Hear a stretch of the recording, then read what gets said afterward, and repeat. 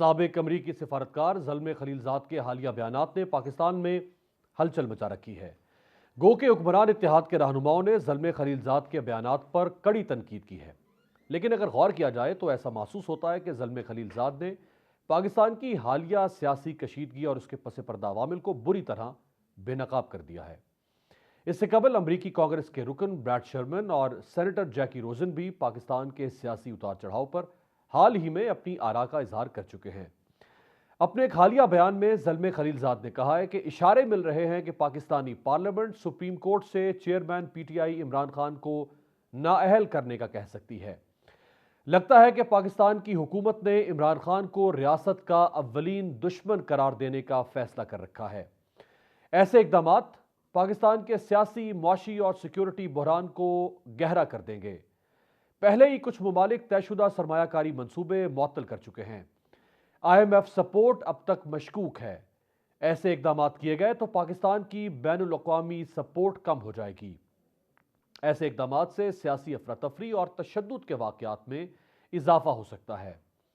دوسری جانب زلمے خلیلزاد کے بیانات پر مسلم لیگ نون کی طرف سے تنزیہ رد عمل دیتے ہوئے کہا گیا ہے کہ پاکستان کو یہ بتانے کے لیے آپ کا شکریہ کہ اصل درآمد شدہ کٹ پتلی کون ہے۔ کٹ پتلی بے نقاب ہو گیا ہے۔ مریم اورنگزیب نے تنقید کرتے ہوئے کہا ہے کہ امریکی سازش اور امپورٹڈ رجیم کی اصلیت سامنے آ گئی ہے۔ لابی اپنی کٹ پتلی بچانے کے لیے سامنے آ چکی ہے۔ کئی حلقوں کی طرف سے زلمے خلیلزاد کے بیانات کو عمران خان کی حمایت قرار دیتے ہوئے انہیں تشویشناک قرار دیا جا رہا ہے۔ حالانکہ معروف سیاسی رہنماؤں کے غیر ملکی سفارتکاروں اور حکمرانوں سے تعلقات اور دوستیاں ہمیشہ رہی ہیں۔ بھارتی وزیر اعظم نریندر مودی اور نواز شریف کے مراسم اتنے گہرے تھے کہ دسمبر 2015 میں وہ میاں نواز شریف کو سالگرہ کی مبارکباد دینے کے لیے ذاتی طور پر جاتی عمرہ پہنچے تھے۔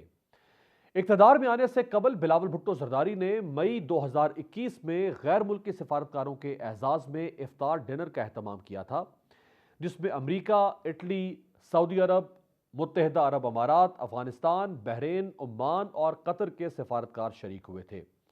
اسی طرح محترمہ بینظیر بھٹو کے امریکی صحافی مارک سیگل سے قابل بھروسہ تعلقات تھے۔ سابق صدر پرویز مشرف نے تو اپنے ایک انٹرویو میں انکشاف کیا تھا کہ شریف خاندان کے سعودی عرب کے شاہ عبداللہ کے ساتھ قریبی مراسم تھے، اسی لیے شاہ عبداللہ نے شریف خاندان کو پناہ دی تھی۔